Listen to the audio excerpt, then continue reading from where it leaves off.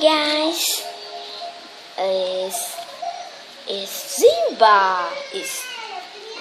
Tôi nói lẹ mẹ nó đi.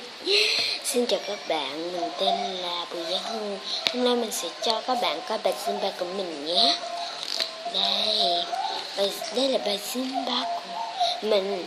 Bây giờ nhưng mà mình phải sắp xếp ngược trái cái đã. Hãy nghĩ đó trong ít phút giải lao. Mình cùng trở lại với chương trình. Đây là bài Zimba của mình.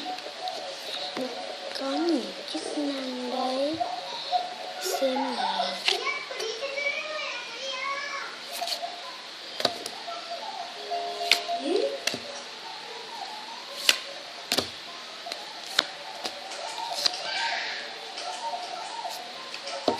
Con này nha, cái này con Fed.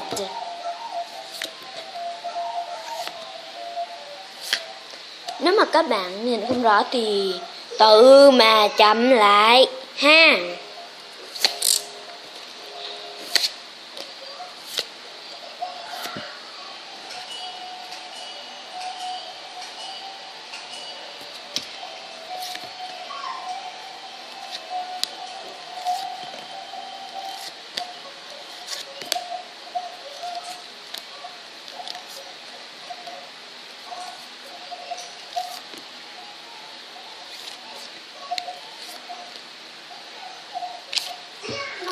Rồi, vậy là chương trình của mình đã kết thúc.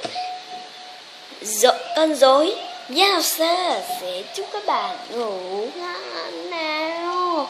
Giao sơ, ok, me.